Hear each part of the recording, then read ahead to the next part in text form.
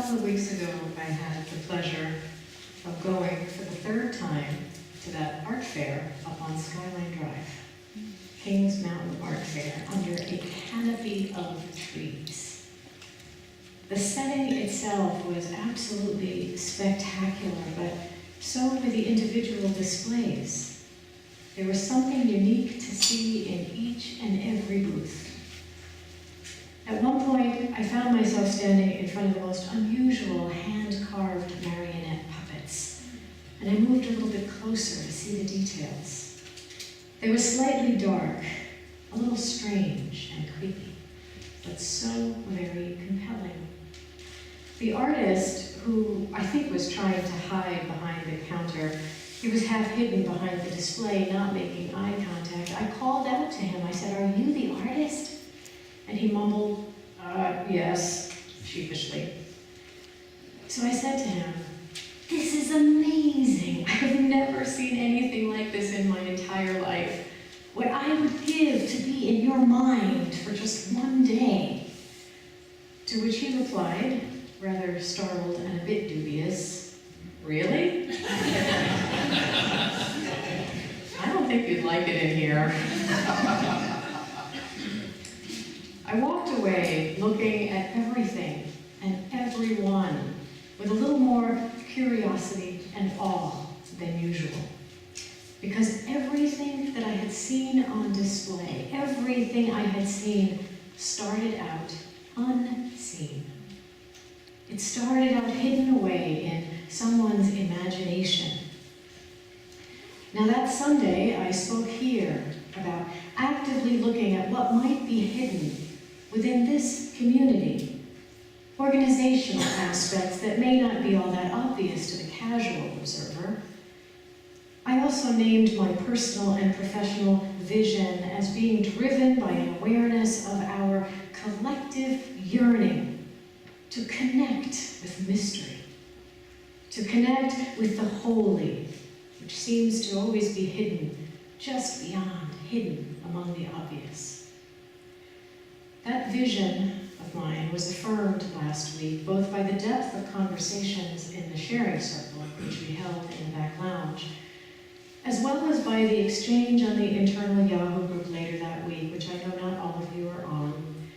It was an exchange focusing attention not on if, but on why and how to express political concerns in a diverse, covenanted religious community, namely, respectfully.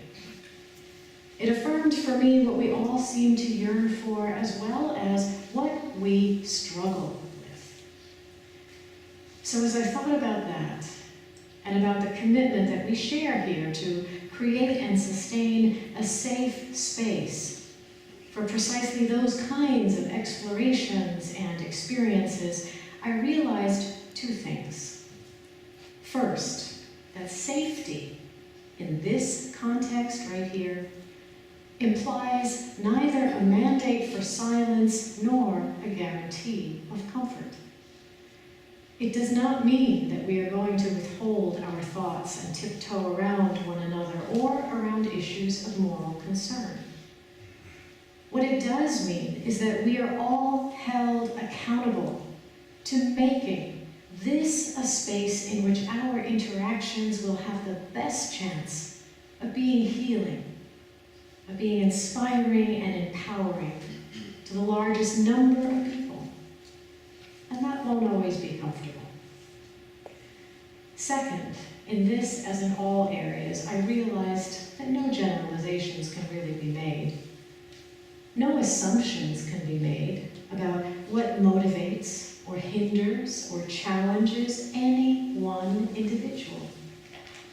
Even the most basic issue of how and what yearning, what perspective or idea should be brought out into the open for others to see and process varies tremendously. Because even if we do share the same genetic makeup, the same community, raised in the same culture or household, we all do have our own unique way of processing experiences and information. And very often, we're not even aware ourselves the intricacies of all of that. So reflecting on all of this made me think of what I've learned over the years about myself, about my inner workings, through self-help books and evaluation tools like the Myers-Briggs tests. And I'm wondering how many people here have ever taken a test like that? Okay. How many of you were rated as extroverts? Okay, I'm not even going to ask about the introverts. That would just be cruel. So as much as tests like that are all about categorizing, about labeling people, for example, introvert, extrovert, the thing is they do have the potential to help us see more clearly how we function in the world and why. How and under what circumstances we are most likely to be able to engage with the world in satisfying ways. Knowing that can also help us be more compassionate when others engage with us in ways that we find unsatisfying or hurtful. What I've learned is that even the most accomplished, confident-looking people are prone to self-judgment, comparing themselves to others. We all do it. Projecting onto others strengths, challenges, motivations, skills that may not even be remotely linked to reality. For me, the process of facing and sorting through all of this has been truly healing and empowering, and it continues. Because I know I've spent a lot of time judging myself for not living up to the strange, unrealistic standards I set for myself in terms of how I think I should be, what I should be able to do compared to others. I've definitely carried around some not so helpful ideas about what's normal, and I have rarely felt myself to be in the range of normal. So when I took those tests and was labeled an introvert by Dr. Myers and Dr. Briggs, who I imagined to be sitting behind one of those one-way mirrors snickering at me, thankfully I didn't tell the psychologist that, I did everything I could to shake off that label, to deny it. Oh, no, not me, that can't be right. I took that test because I was required to by an employer, but I resented it because I did not want to be categorized. I did not want to be labeled, stuck in a box not of my choosing, especially since introversion is clearly not as well rewarded in our society as extroversion is. It turns out that even before I was given that label, I had adopted certain techniques, fake it till you make it coping mechanisms, to help me get things done, to appear more extroverted, to appear more normal. I'm happy to say that all of that got a lot easier over time, and in some cases not even necessary, even if introversion is still my natural resting place. A few years ago, something unexpected happened.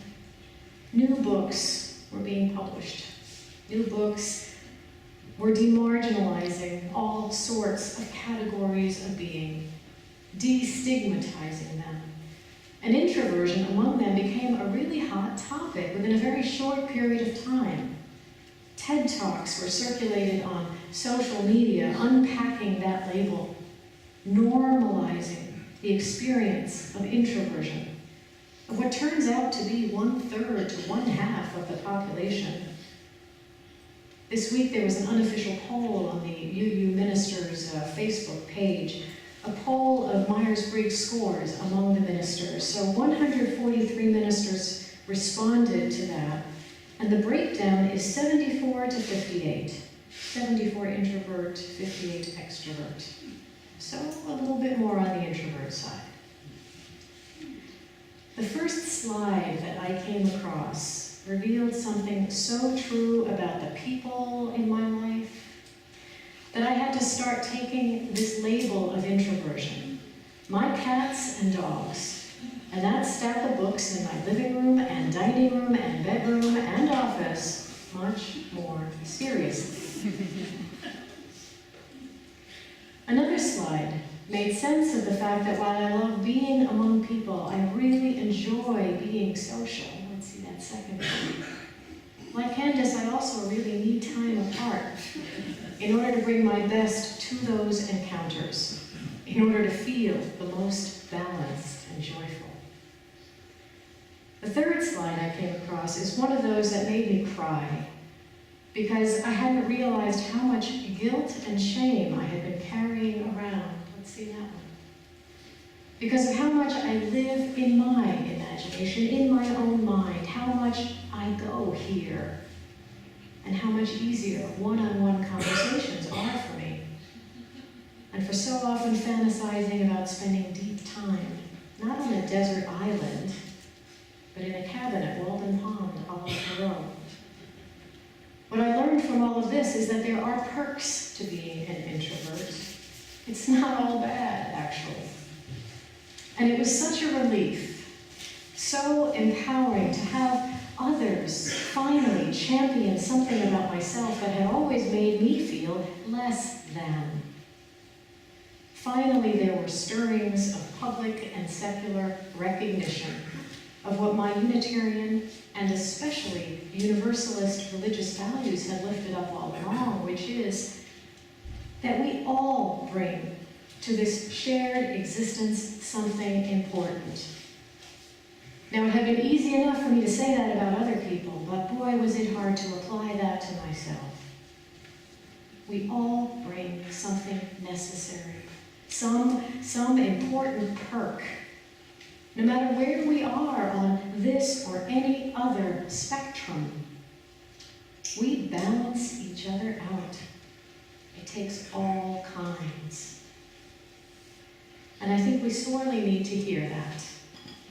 I believe all of us need to have affirmed and publicly and privately have that put in print and said out loud, not just once or twice by your mama, because everybody knows mamas have to say nice things, but by those who may be less inclined to naturally see or speak to the good in us.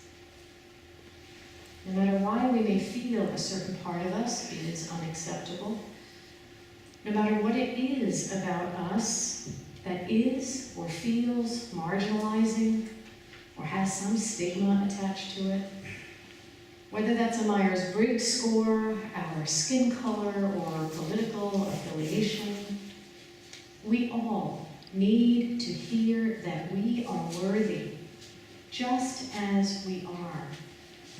And we need to trust that about ourselves and commit to openly, every chance we get, appreciating that about each other, appreciating those differences.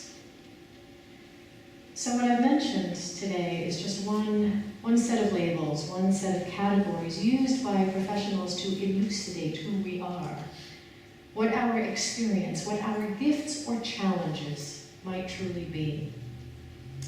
But of course, there are all sorts of other unseen truths, other unseen things impacting how we do or don't value ourselves or each other, how we engage in the world, how we bring our strength back so we can bring the best to each other.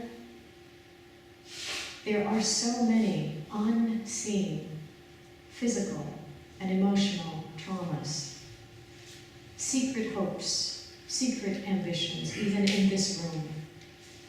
There are invisible disabilities, learning disorders, financial worries, anxieties, as well as hidden talents and skills, gifts that no one knows about. Even gender identity or sexuality, which are not always readily evident, inform the way that we move in the world, how confidently, how joyfully, especially when it can still be so dangerous to fully reveal those parts of ourselves. As we come together in community to live out our collective vision, We have to realize that going deep, connecting with mystery, connecting with the unseen, with the holy, by whatever name we call it, is going to look different. It is going to be different for each and every one of us.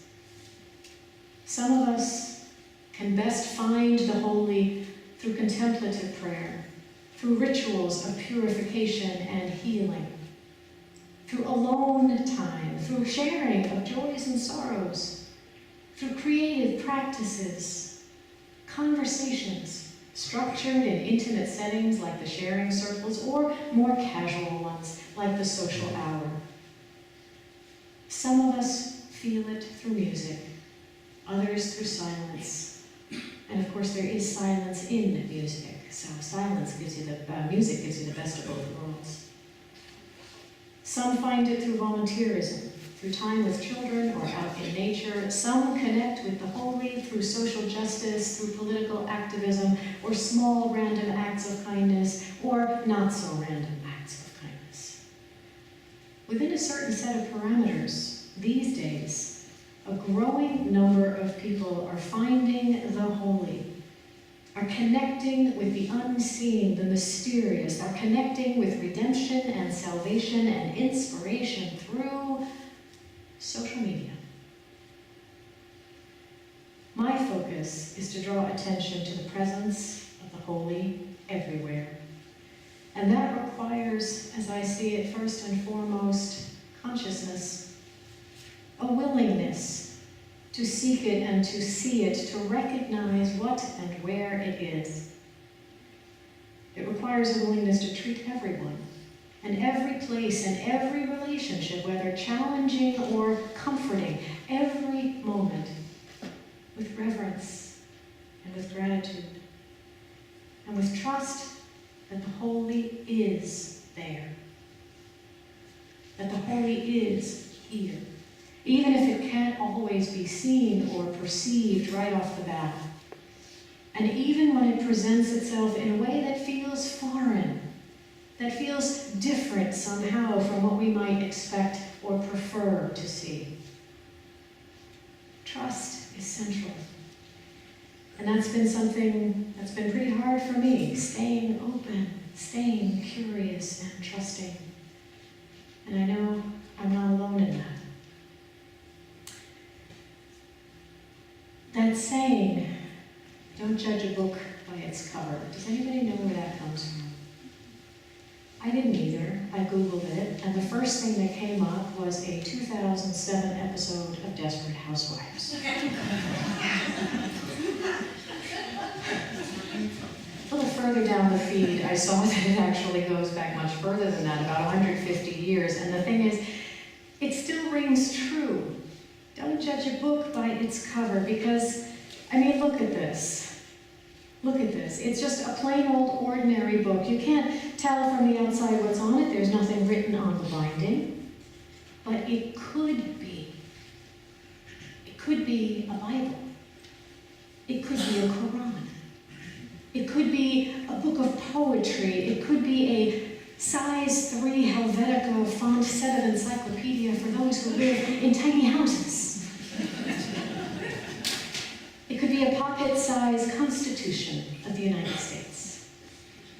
You just won't know unless you're curious enough, unless you care enough to approach mystery with awe.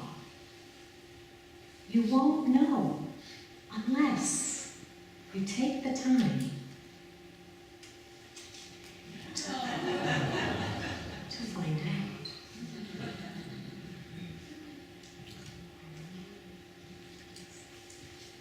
And so it is